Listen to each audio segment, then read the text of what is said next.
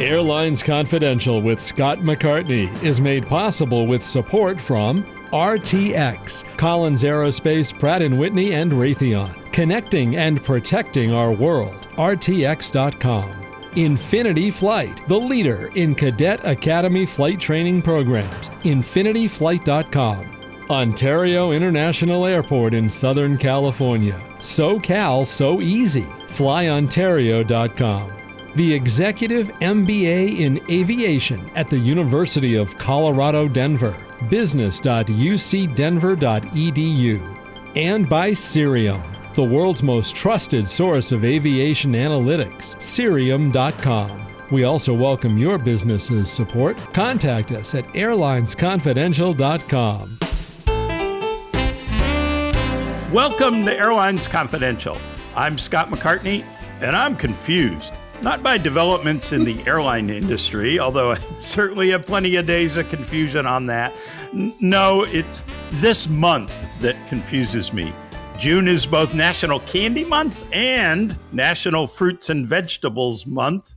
And it seems like those two categories surely should have their own separate months. How can they coexist? National Candy Month and National Fruit and Vegetable Month together in June? That just shows you how polarized we are as a nation.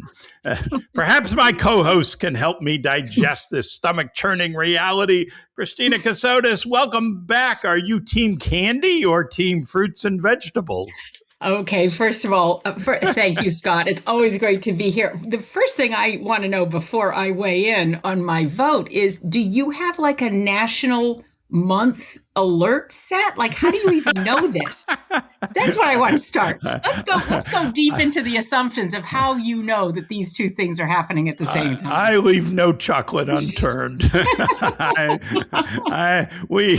We find news everywhere on Airlines Confidential. Yes. You are down a rabbit hole. There's no doubt about that. Absolutely.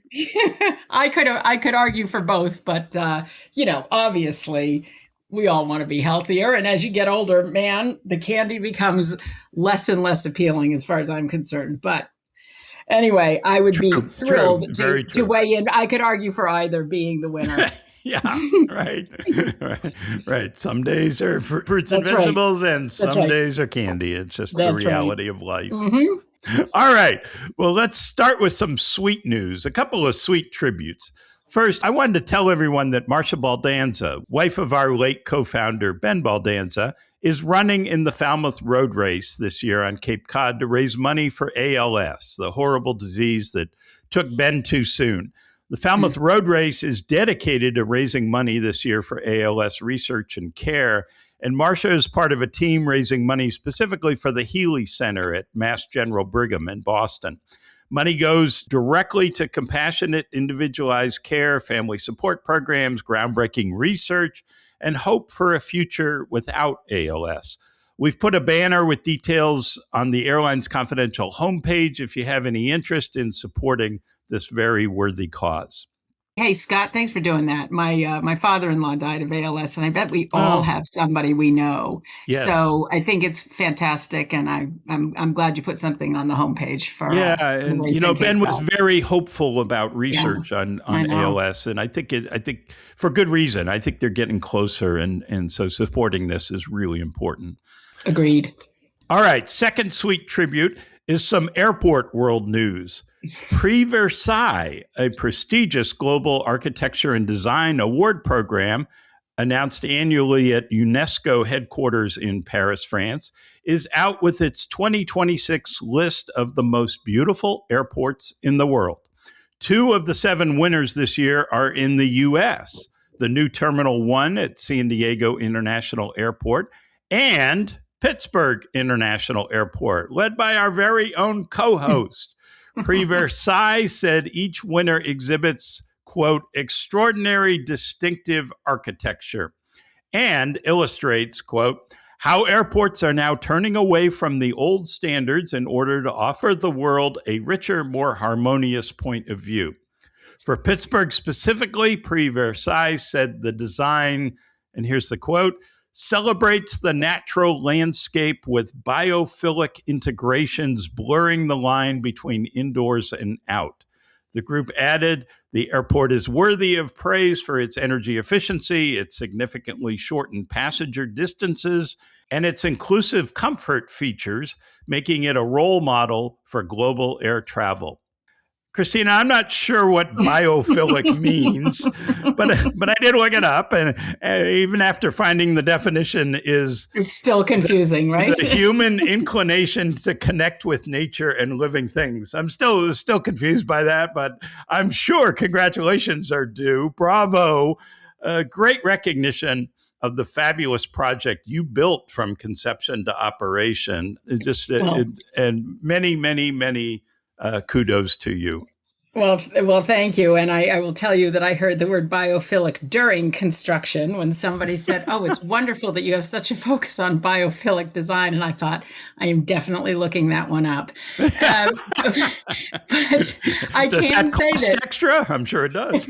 No, it does not. It does not. And that's actually what I was about to say, is that the most exciting thing to me about this is that I really believe we proved, and San Diego as well, because San Diego, with one runway, God bless them, and Kim Becker there's a new CEO out there, but Kim, when she was CEO, was very focused on making sure that San Diego was represented in the design. And our team was very focused on making sure that it felt like you were someplace special, that there was a there.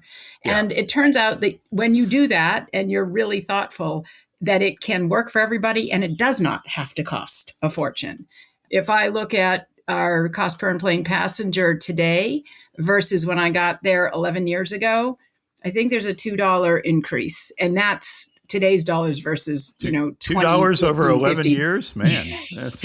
So, believe me, we went down in CPE because we were not investing in capital in the old terminal in order to change what we had to change for the future. So it was I would say it was artificially deflated. But really exciting. And I loved their timing so that we could talk about it on this podcast for 5 seconds. I know, that was... So, thank you. Worked out perfectly. The other biggest thing about that is just that it's nice that, that Pittsburgh is in the background of that and getting the attention that I think it deserves as a market and as a community that has done exciting things, not only with its airport, but with its economy. And that to me is the opportunity. When the New York Post is running the article and every paper in India is celebrating its award winners, et cetera, that just helps us in terms of recognition. And when you're a media market, you're fighting through a lot of noise to get recognized for your market. So I'm really grateful for that. Yeah. Yeah, no, it's well-deserved. Well-deserved. Thank you. Okay, so I will say that there's a lot going on, and I was at IATA. I heard you talking to Chris last week, and I loved the podcast. Thank you. He's of Greek heritage, so I insist on meeting him at some point. Yes. Because yes, I'm sure there's something we can talk about our big fat Greek families, and also he's a chief comms officer, and I really, really, really appreciate strategic, visionary executives who are in communications, because I think they are the difference makers for organizations oftentimes, right? So it's great that I had no idea of his background in airlines, and that was fascinating. And I know you two talked a little bit about IATA and what happened there. I was there again. Actually, we got an award for 10 years of being a strategic partner at Willie Walsh's last IATA. And he did, he talked a lot about a lot of things, including, as you noted, aircrafts on back order. I think there's 18,000 aircraft on back order and the issues with the engines and et cetera, et cetera. He also talked a lot about EU 261. And I think it's worth, and of course, he did not have much good to say about it. And I think a lot of people share his view, especially those of us in the industry. And it's worth noting that the EU just updated EU 261, the passenger compensation regulations. And unfortunately, there's not much change, which is too bad, because when you have a lot of delays caused by things well outside of an airport's or an airline's control, it's a little bit of it's just sort of counterproductive to focus on penalties. But anyway, this was 13 years in the making.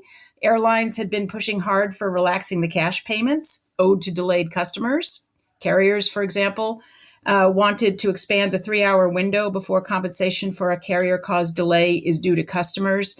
But the EU pretty much kept it all the same, and that was actually the first update on the rules since 2004.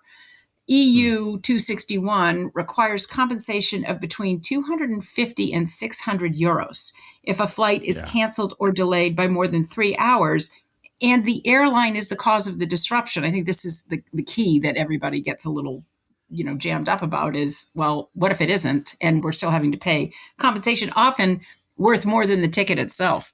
The new rules specify events that airlines don't have to compensate for. Events beyond their control, such as natural disasters, war, weather conditions, unruly passengers, air navigation or ground handling service provider strikes. I think the jury's out. The new rules require that airlines electronically provide clear instructions on claiming compensation to passengers facing delay or cancellation.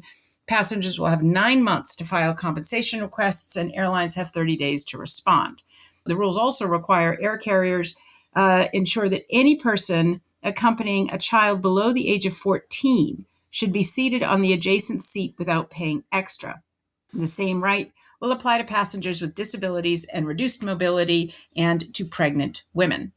The new rules now include the right to carry on board without additional fee one personal item such as a small bag or backpack, and they require carriers to display any fee for carry-on baggage at the start of the booking process. Consumer groups applauded the rules. Airlines for Europe, the Industry Trade Association, wasn't so happy. A4E said, today's deal is a missed opportunity for a balanced reform that would have delivered what passengers care about most, getting to their destination on time and having the freedom to opt for the services that matter to them. And I'm guessing that part of that would include a single sky. Yeah. Maybe if all, yeah, no. You know what I mean? I mean, there's a lot. I think it's interesting that they're saying, okay, you don't have to pay for anything that is weather related, et cetera, et cetera. There's not an airline out there that is going to go into massive delays because it feels like it. Yeah. Anyway, do you know what I mean? Like, who wants to do that? The rebooking and the sort of the chaos that it throws into the system is massive. And, I'm all for, somebody who's egregiously flouting, customer concern getting penalized, but the market usually does that. Yeah, well, it's what I don't like is it's punitive to airlines, and there's not a sort of a commensurate investment by government on its side, right? Air travel is not simply an airline business. The airline can't move the airplane without permission from some government entity or another. Right. And so where's the accountability on the government side?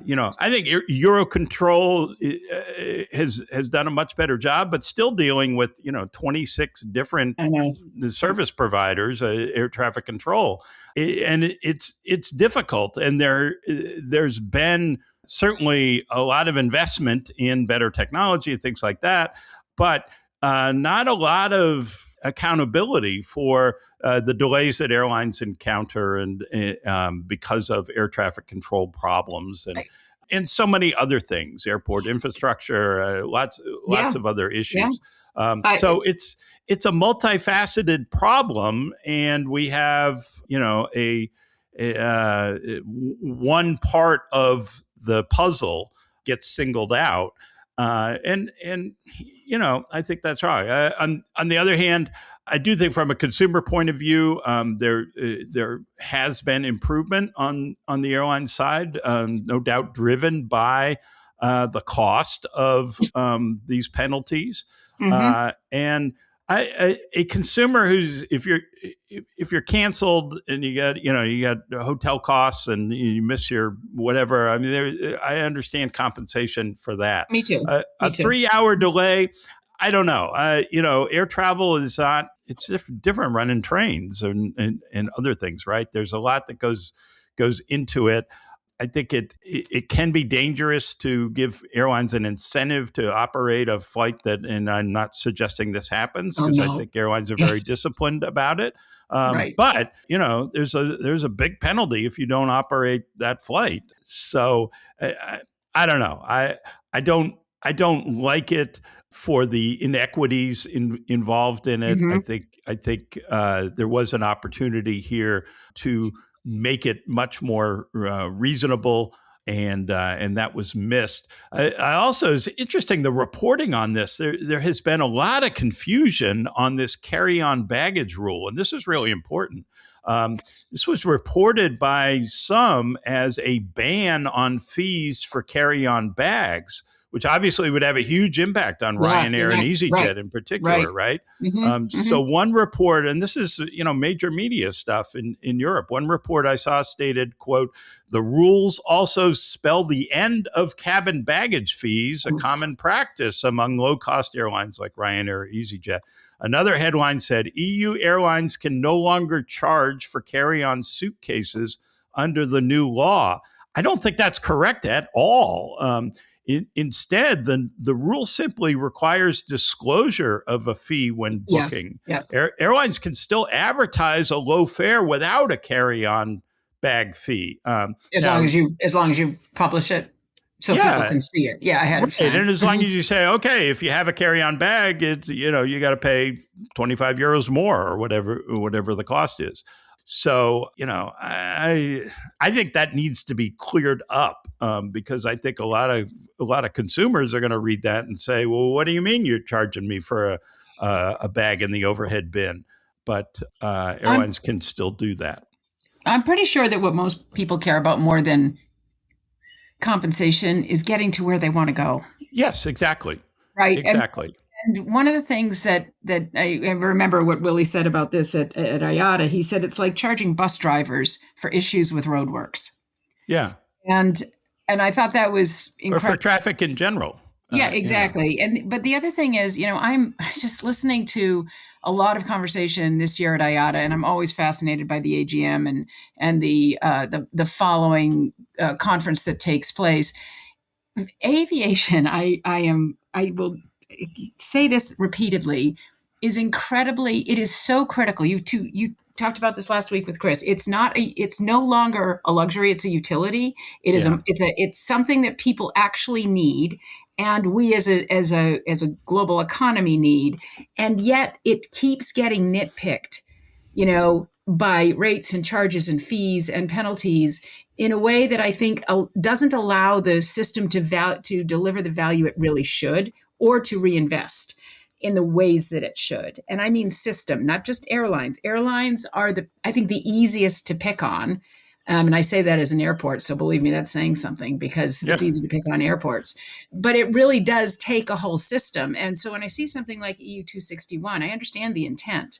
But it's a little bit like, the penalties for clean fuel. I mean, I don't think we should be incenting carriers to fly on time either, but I do think we should be really careful before we keep loading up penalties that are not necessarily meeting the stated goal. The stated goal is get people where they need to go.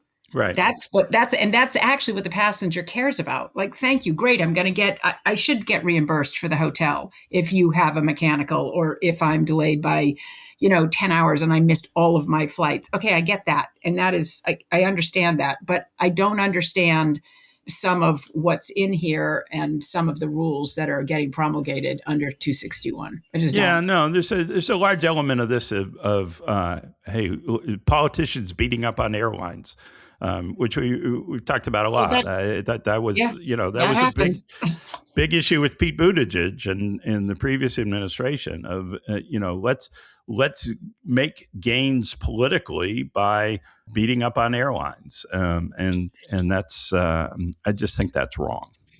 I do too, but I also think if you go back to the conversation again, if I go back to Chris's role, I think that when you have really good communication, when things do go wrong and stuff goes wrong every day, that it can make a big difference, and it can make the difference between somebody saying, "Okay, I get it.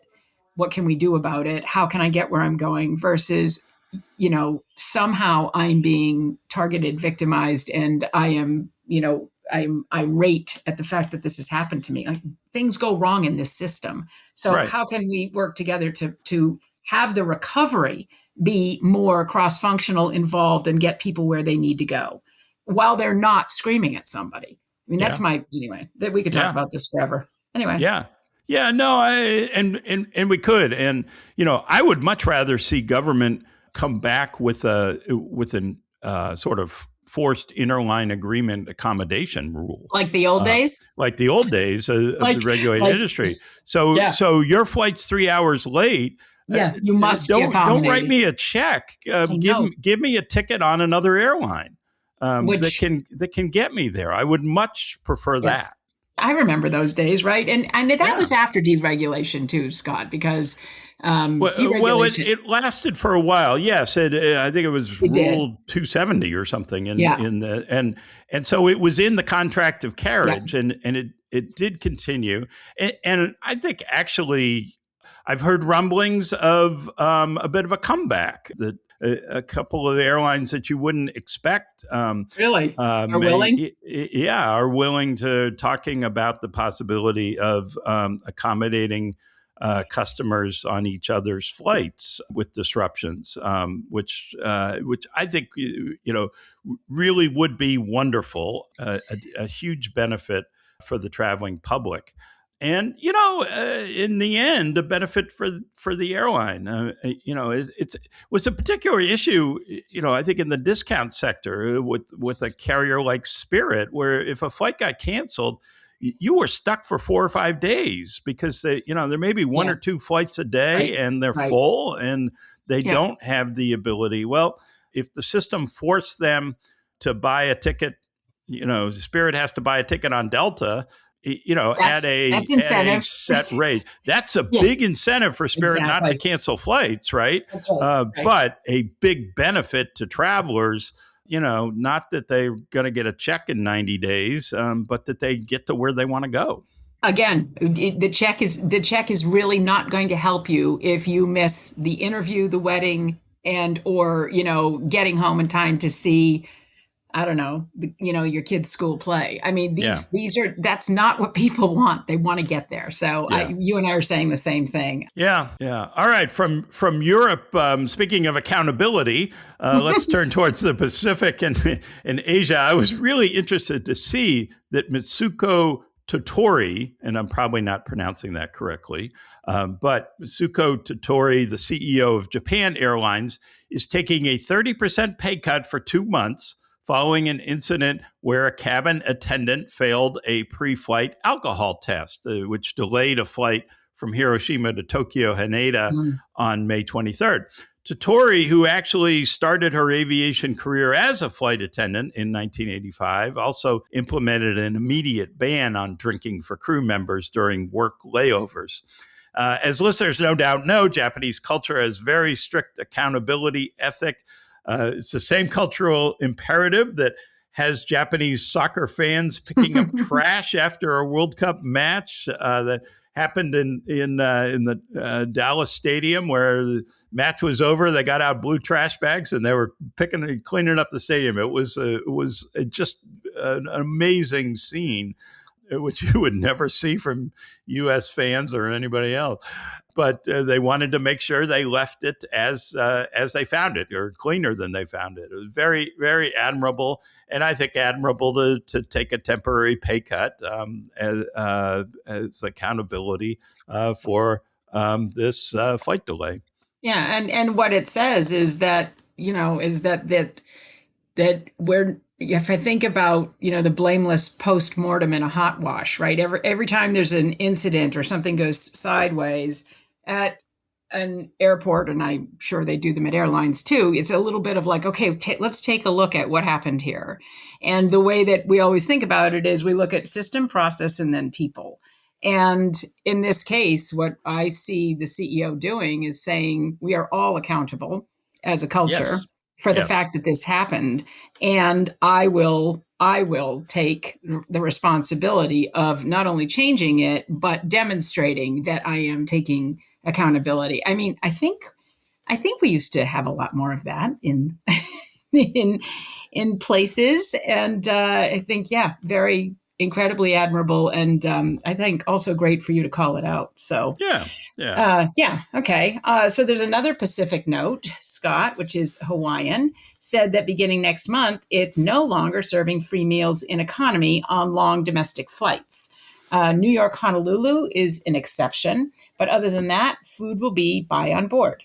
Hawaiian said it will introduce a pre order option for economy passengers, which I think makes a lot of sense. It's an interesting cost cutting move at a time when travelers seem to be responding more and more to service and perks, and bare bones seems to be struggling. The reason that I think pre ordering is great is because it just helps with some sort of certainty in terms of what you need to put on that plane. So I think that doesn't scare me. Bare bones is struggling, but to me, this doesn't feel bare bones. It feels like what everybody else is doing. So, I mean, who's serving economy on long haul anymore unless it's international? Yeah, I mean, Hawaii to mainland, that's obviously New I York's guess. longer. But you're on the plane for, I don't know, what, 4 hours? What's Dallas? Dallas is Dallas, Honolulu. 6 or 8 hours. I've done Dallas, Maui, and I think it's 8 hours.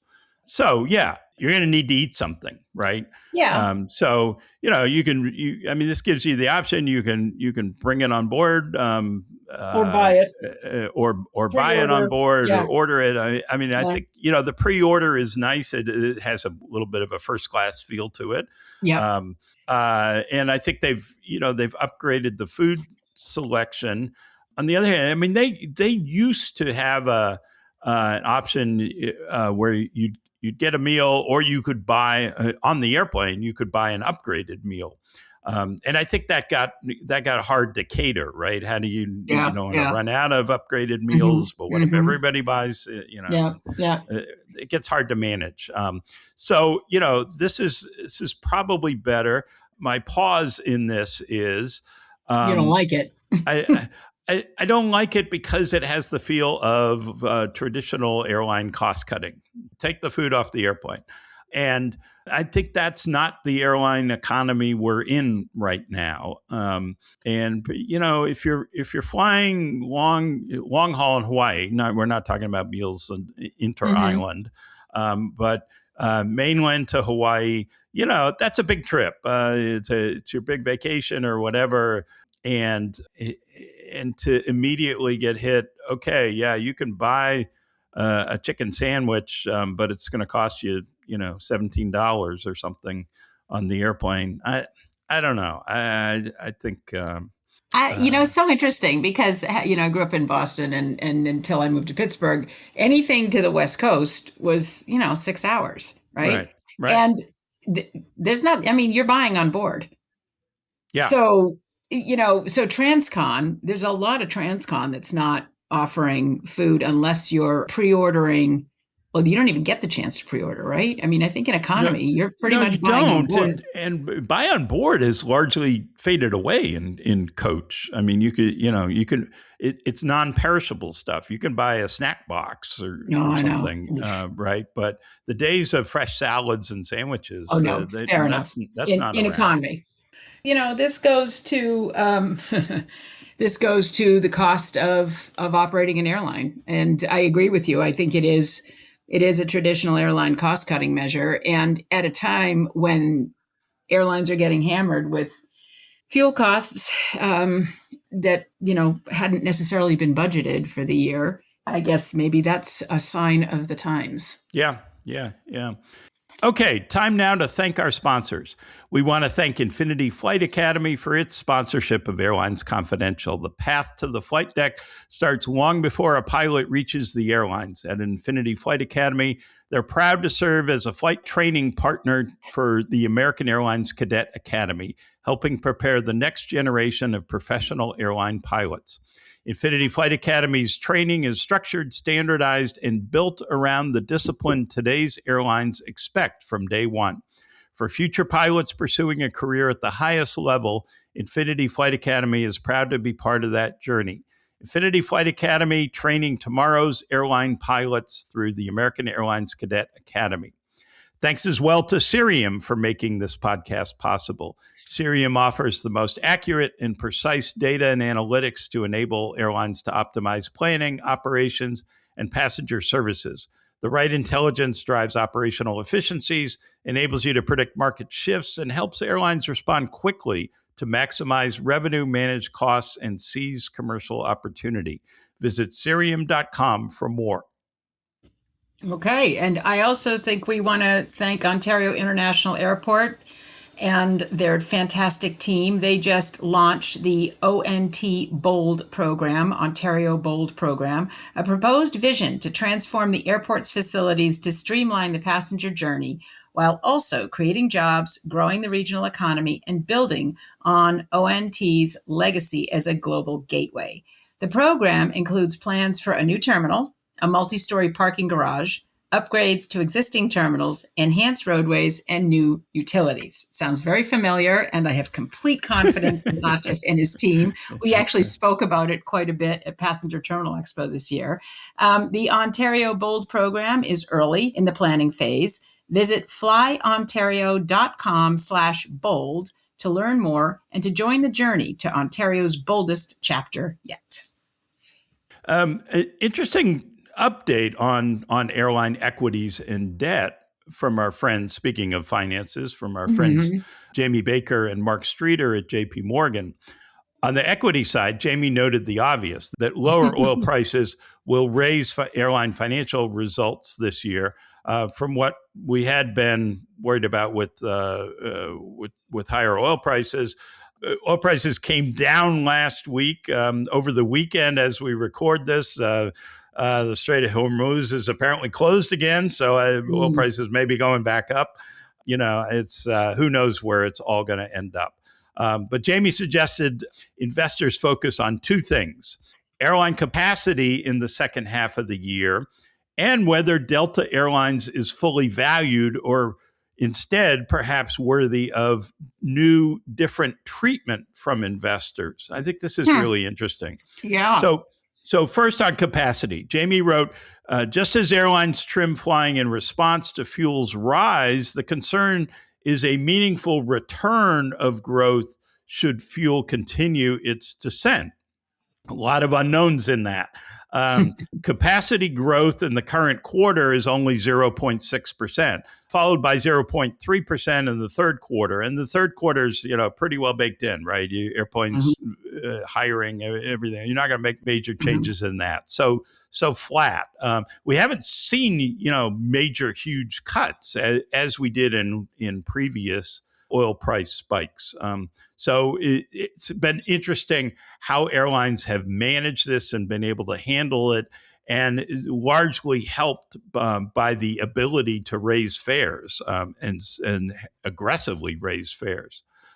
More pressing, Jamie said, are schedules for the last 3 months of the year. And you do have the ability to change that going forward, or at least right now. So schedules show capacity growth of 3.8% in the fourth quarter. Will it really be close to 4%? And if it is, could that make it hard for airlines to hang on to higher fare levels? Jamie notes that typically reality will produce lower capacity growth because airlines do add flights to schedule to see what sells and then pull out poor selling flights in the months leading up to departure. We've all gotten that, you buy a ticket way in advance, you get the schedule change. Yeah. So maybe some moderation of the 3.8%. He also notes it's going to be hard for airlines to grow in a lot of places. There are a lot of gate constraints at many airports. There's the shortage of airplanes for various reasons that Willie Walsh talked about at IATA. It may be tough, which may be a good thing for airline profits. A large swath of the industry was struggling with profitability before the Iran war. Frontier and JetBlue haven't posted annual profits since before the pandemic. Alaska has its hands full with integration. Southwest hasn't been growing as aggressively. American's struggling with its own profit margin issues. In other words, capacity should be constrained for the rest of the year, could be constrained for some time, I think. And that should keep fares high and airline results better than what they might otherwise be. Second, the interesting case of Delta, from a Wall Street perspective. Delta shares are up 24% year to date, 30% since the start of the war. They've already gone higher than the Wall Street consensus target price, which is $83 a share. I think Friday Delta was around $85 a share. So that means either Delta is overpriced or Wall Street needs to raise its price target, which means either raising Delta's profit expectations, maybe hard to do given what oil prices are doing, or raising the multiple you pay for Delta for those earnings. And that's the really interesting idea here. Raising the multiple means treating Delta more like a regular company with consistent, strong earnings and less like an airline. Doug Parker has been advocating for this for a long time and talked about it, getting airlines to be investable vehicles. And Berkshire Hathaway has been a bit of a bellwether on this, right? Berkshire Hathaway is now the third largest shareholder in Delta. So it seems to think Delta deserves more respect on Wall Street in the form of higher multiples. Jamie asks whether, quote, Delta shares are finally beginning to exhibit the re-rating we've long argued, even pre-COVID, they were due. The truth is, he says, we haven't reached a conclusion yet. So very interesting, I thought. Another possibility here is that all airlines are overpriced because of lower oil price euphoria, right? We see these giant moves, large moves when oil prices drop. Happy days are here again. Well, maybe not. Maybe they're overpriced and a pullback this summer is quite possible. One other thing on the debt side, Mark Streeter upgraded both Southwest and United debt. I thought that was interesting. Most interesting was improved optimism Mark had for JetBlue debt. Remember that David Neeleman and others had used the B word in connection with JetBlue bankruptcy. So much so that JetBlue CEO Joanna Garrity had to publicly say there would be no bankruptcy this year. Scott Kirby also noted that a JetBlue acquisition that's been speculated would be very expensive because of JetBlue's very high debt level, $9 billion. So Mark noted that the likelihood of JetBlue survival, and he put survival in quotes, he means avoiding a bankruptcy reorganization, that likelihood has increased of survival, has increased materially given both the Spirit liquidation and the hopeful end to the war, which you could spell as jet fuel relief. He said, while we can't ignore the market concern, we do believe market sentiment is set to improve over the summer on JetBlue. So very hopeful comments on JetBlue. I just thought that was really interesting. I'm curious what you are seeing in airline schedules for the back half of the year. What you're hearing from your airlines, Christina? Well, we are always looking at schedules that are posted, for remainder of the year. Next year, we spend a lot of time talking to our airline partners around what they're planning to do. Last year we had forecast because we spent time with all the airlines, and they said we will see a 6% increase in flying we were expecting a 6% increase in passengers. We were down 2%. That's an 8% delta, and that hits budget big time because airlines in airports, are basically user fee funded, right? It's the parking and it's the percentage of the McDonald's and it's the rental cars. All that is what allows us to pay our bills. And this year we were forecasting a very modest 1.4% increase, and I'm hoping we'll be flat. Candidly, we're seeing some flying get pulled out for just a little bit of third quarter because of fuel prices, right? So that is, for a market like ours, that's a problem. And I would say that this is your comment on there are also gate constraints at many airports. there's a lot of talk these days about infrastructure and a lot of talk about the really big hub airports having capacity constraints in terms of runways, taxiways, and just because they're either constrained physically and they can't expand, or because it's so expensive to expand. But the fact is that airlines can charge more, and we've seen that especially in this round where there's higher prices for baggage. We talked about that last time you and I were on, and I know you've had other conversations about it. People are still paying it. Demand has held. And one of the ways that you can actually increase the likelihood of no gate constraints is to build more gates. But that also increases competition. And a lot of airlines actually don't want that. They don't want to, some of them do, but depending on the hub airport, you may see gate turns very low. I mean, there's a competition plan that airports used to have to submit every year. And now I think airports only have to submit it after they sign a new use and lease agreement with the airlines, a new signatory use and lease agreement. So, in my mind, I think we have a huge infrastructure issue, a huge funding issue, and it is something that I think we have to figure out how to pay for so that cost doesn't get passed on to the airlines, and that it is borne by the people who use the system. So there are vehicles to do that, and I think that this is something that we have seen. There's sort of an insatiable demand for travel. People want to get on planes. They need to for business. They want to for leisure and for all sorts of other reasons. And the more flying that we can do responsibly, the better the economies do. And I think there's a real opportunity to fix this. I think that airlines are tremendously valuable as are all parts of the system. And the better it can work, the better the ratings can be, the more investable they are, the better we're all going to do. It's I don't know, it's my soapbox for today, but yeah. I think it drives me crazy because there's a way to fix this. There's a way to fix this. And the way is? Well, you have to raise the passenger facility charge that hasn't been raised since the year 2000. Yeah. And candidly, it's $4.50 per segment up to 4 segments. And the airlines have argued for years that would decrease demand. It won't. We've seen it because of what's happened with the unbundling, what's happened with the race, with the increase in bag fees, what's happening with fuel costs getting passed on. It has not decreased demand substantially.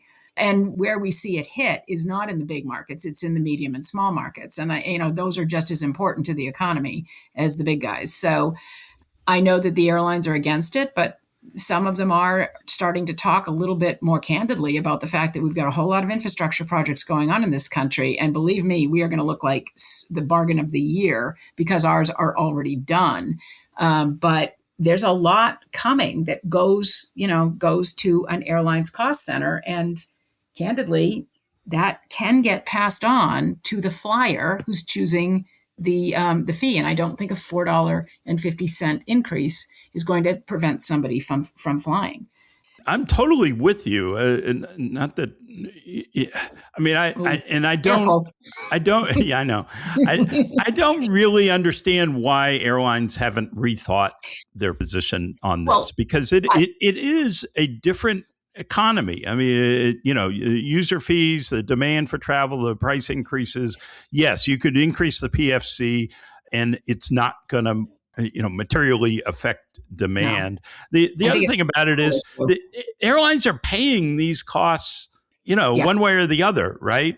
So you can have a $4.50 PFC, but then the cost per enplanement, maybe in your case, 17, but a lot of airports, $30, $40, $50, been estimates LaGuardia is going to go to $100 and LAX and Denver. And it's 60. Yeah. I mean, the Burbank is building going to open a complete new terminal this fall at much higher cost to airlines, right? Needed to happen and all of that. So why not pass on more of that cost directly to passengers? I don't know. I would think there would be some thought should go into, hey, wait a minute, maybe we should increase the PFC and we can and then work pull together back. on what the infrastructure is. I think that Yeah. what I used to hear in the old days is, well, if we increase the PFC, everybody's going to go build the Taj Mahal. Yeah. And the way that candidly you get around that is you make sure, and the airlines have property reps, and we've been meeting with the property reps at our airport every month since March of 2015 because we wanted to make sure they were incredibly involved in the process and had a say over not only what we were designing, but what we would eventually build and how it would work for them. So, through a majority and interest process or through some sort of ability to have the airlines weigh in, the PFC gives you an opportunity for the airlines to be like, hang on, okay, if you're going to, because the passenger facility charge can only be used for certain types of projects. They have to, enhance capacity, security, or there's that little line that says competition. And I think there are some airlines that don't want to see that in some places because, you get more competition, it can lower yield. But for the most part, these hubs are set and you're not going to triple the size of Atlanta.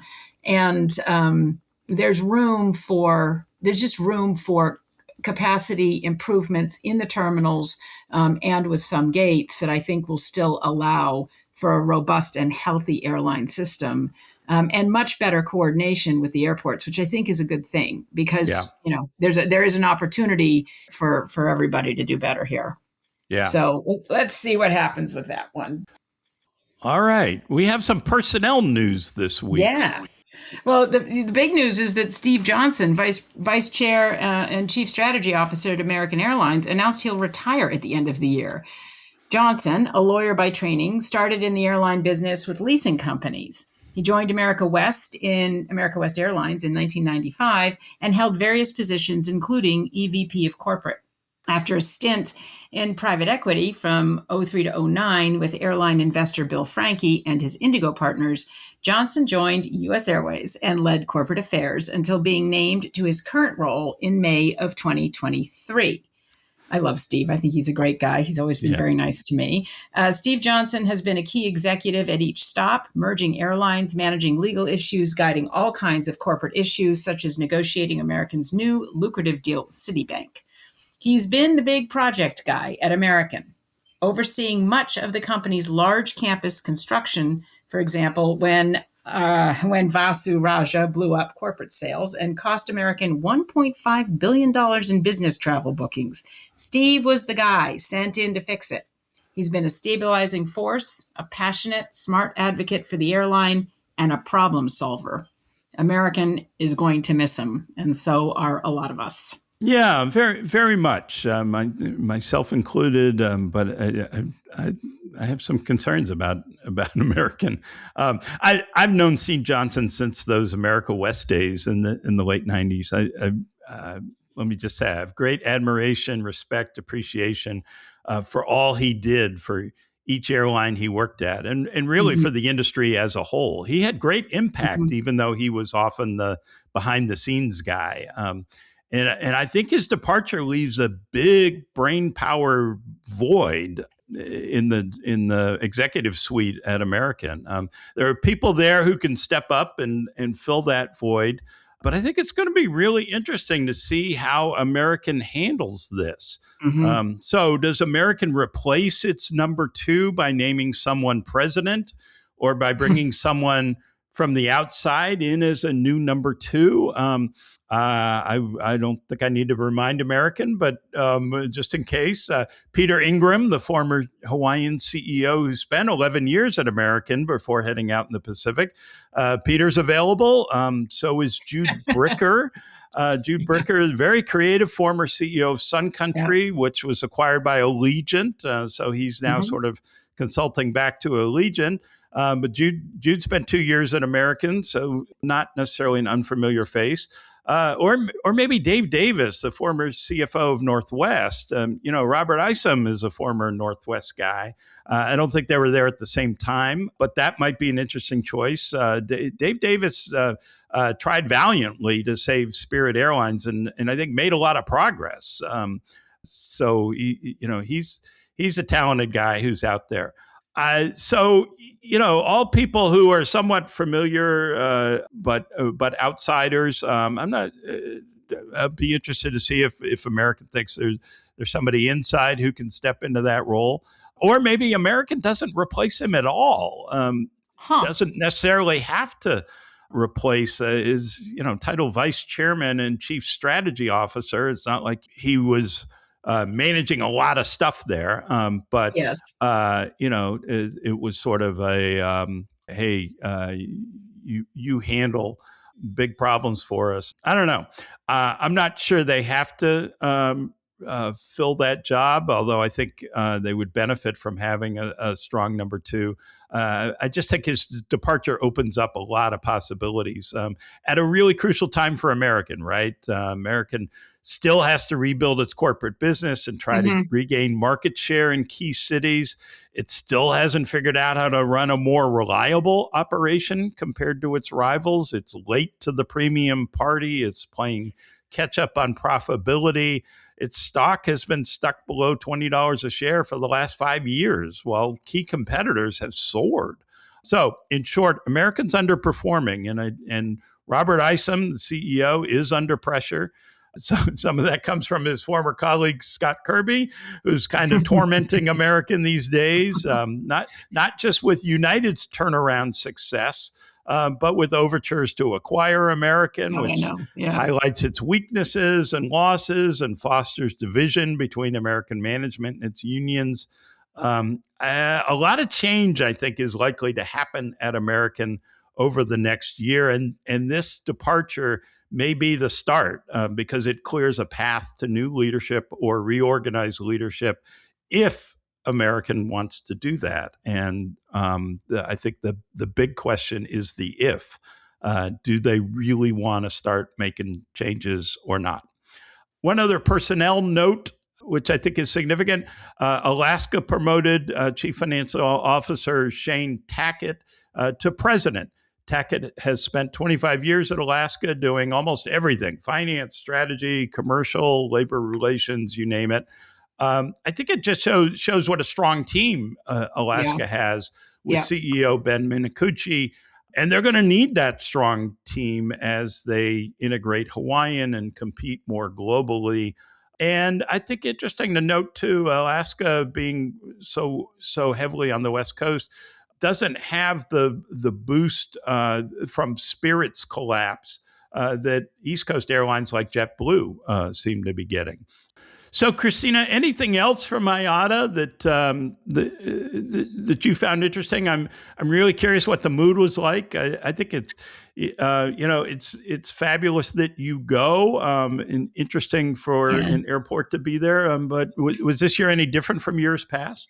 I would say it's always interesting, and I'm actually surprised more airports don't go. I mean, we go there to listen. We're not hustling. We're not asking people for things. We're listening. We're meeting with folks. We're paying attention to what's happening on a global stage. Sometimes it's really easy, especially for an airport like ours, to be very focused on just a few markets, but you can just see so quickly how integrated this whole system is, how complex it is, and how highly interdependent it is. So, we have to be ready for everything.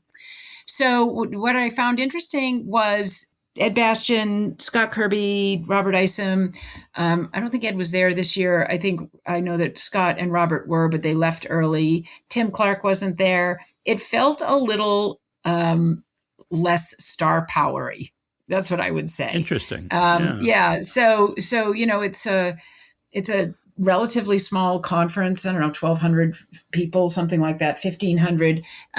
But it's intimate in the way that you are sort of around people who have very big jobs and a lot going on. And a lot of times it's just interesting to be around to see who's interacting with who and what's happening. And this year it just felt a little less publicly attended by some of the bigger names.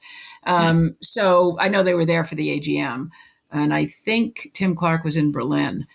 That said, there were a lot of CEOs who did attend, and there was just a lot of really great conversations that went on around what's next? What is going to happen with fuel, and what is going to happen with some of the alliances? So I don't know how to be any more specific than that. I just find the whole thing fascinating. I always appreciate what the IATA staff does to help everybody see what's happening globally. For example, I think Brazil is looking at a 26% tax on tickets. Wow. It's just like, exactly. And you're thinking, wait a minute, what's happening with regulation around the world, and how, the fact that it's happening in one country does not just affect one country. Anyway. I'm always interested in the alliance stuff, because these are, you think a lot of these relationships, they're married to each other, but there's a lot of cheating that goes on. 100. And we don't, right. And we don't, the general public doesn't see that. Like those of us, right, they're having those meetings in boardrooms and in separate meeting rooms. So you're not seeing a lot of that, but you can, I don't know, it's just really interesting to see who's talking to who. Yeah, no, I think there can be, breakups and other airlines jumping in bed with competitors. And it gets really interesting. Before we get to the mailbag, let's take a moment to thank the Executive MBA in Aviation at the University of Colorado, Denver, for its sponsorship. The Executive MBA in Aviation at CU Denver is the first degree of its kind in the world, taught by industry experts and designed for ambitious leaders from across the aviation ecosystem. With classes located at Denver International Airport and soon at Pittsburgh International Airport, right? Residency, yeah. Residency, yes. And they had the week-long residency in Washington, D.C., so I think you're up next. Students experience a hybrid, flexible course structure that balances in-person and online classes without career interruption. Go to business.ucdenver.edu to learn more. Just to show you how involved students are in the business, I gave a speech at the Jumpstart, the Airports Council International North America meeting in Chicago. Two of my students were in the audience, major figures in the airline industry who were also working on getting their MBA. It was great. Yeah, and I heard all about it. As a matter of fact, that you spoke at that. People were very excited to hear from you, and we are up actually next year for the residency. Not this year. Yeah. So good. Before we get to the mailbag, we should also thank very much want to thank RTX for its longtime support of Airlines Confidential. RTX rallies more than 180,000 innovators around a powerful vision to create a safer, more connected world. With industry-leading tools and technology, the RTX global team works across market-leading businesses, Collins Aerospace, Pratt & Whitney, and Raytheon, to drive progress for generations to come. Together, RTX pushes the boundaries of known science and finds new ways to connect and protect our world. Visit rtx.com to learn more. Promotional support provided by the Ultimate AvGeek website, thearchive.net. A vast collection of airline memorabilia, timetables, route maps, rare cabin and airport photos, special flights, and more. All at thearchive.net, the hub of air transport history. Okay, in the mailbag, Eric, based in Houston, had a comment on the quality of my audio last week, and I know others noticed a difference. Another listener has pointed out quality differences it turns out it equates with when I use a particular piece of equipment that lets us record two people in the same room, but I've been having issues with it. Normally, we are on the Zencastr recording platform, as you and I are today, Christina. And that works great when 2 people, 3 people, 4 people are in different locations, but we can't do that when 2 people are in the same room. So when people come to my house to record, as some do, or when I go on the road to sit down with Brian Bedford, for example, we're having this issue. So let me begin with an apology. I'm my own sound guy when recording at my house, and I goofed on a setting on the mixing box last week. Our great producer editor, Charlie Shapiro, did all he could to fix it, and Charlie has educated me on my mistake. I hope we have solve that problem. But let me just say, we know there was a problem, and it's going to be much better. Eric's comment. Love the podcast. I listen to it every week on my drive to Houston, listening to the latest podcast in my car today. And when you talk, it's very loud. When your guest was talking, he was very low and hard to hear. For the entire podcast, I had to adjust the volume up and down.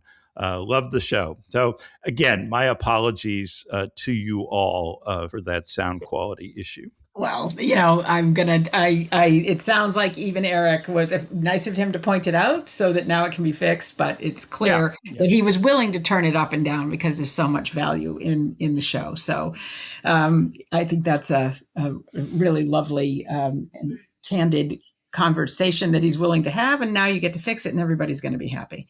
Right. Okay.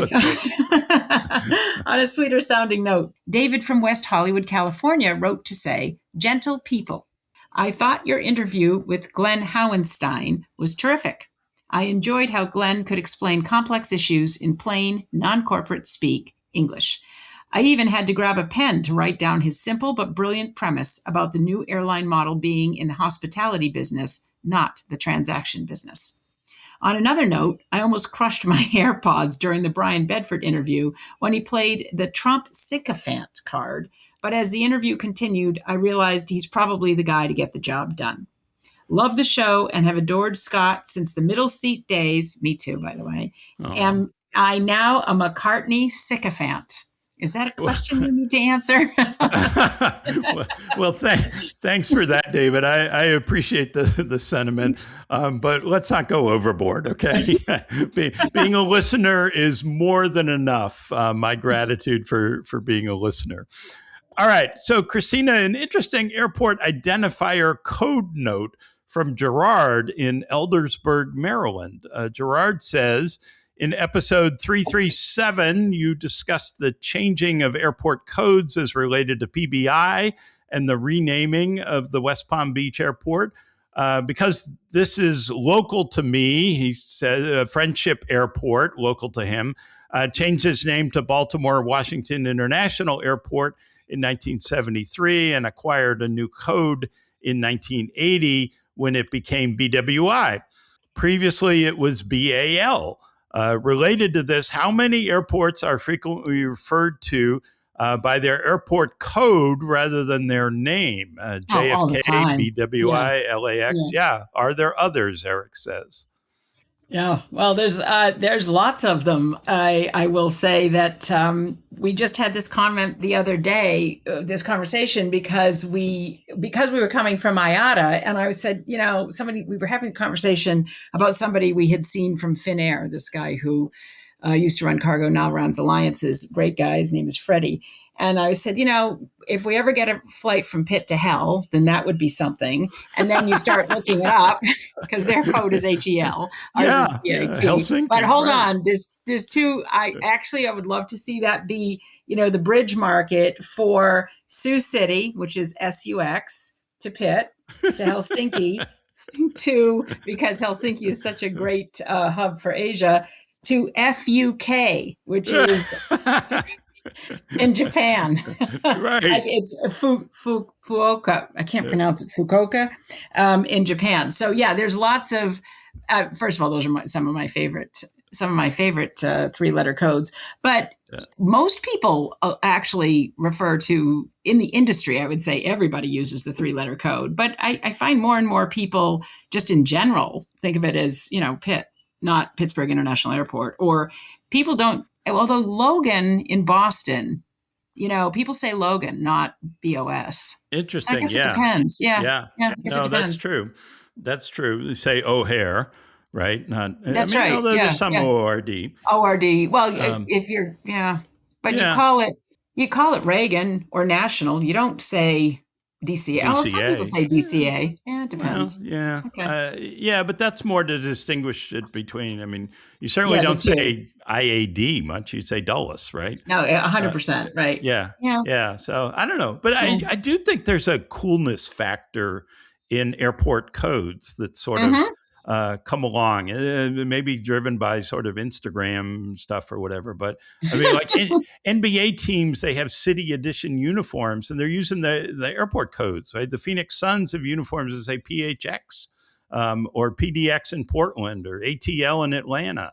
The Dallas Mavericks use DAL, which probably pisses off DFW, but that's Love Field that's Love Field, yeah, right there. So I don't know. I've said before my favorite bag tag I ever got was one that said CIA. Which is Rome Champino, and what are people going to think when you tag your bag says CIA on it? There's a business. Somebody needs to start a website with bag tags from with airport codes from around the world. I bet you'd see people buying them. Yeah. Anyway, great to talk to you again as always, Scott. Thank you for Christina, for thank you me. so much. Yes. That's all for another edition of Airlines Confidential. Just terrific to catch up, Christina. Thank you so much. I'll be back next week with Dave Helfman and an interview with the European airline CEO that I think should be quite interesting. So long, everyone. Thank you for listening, and have a great week. This podcast is produced by Mass Media. Info@massmedia.net.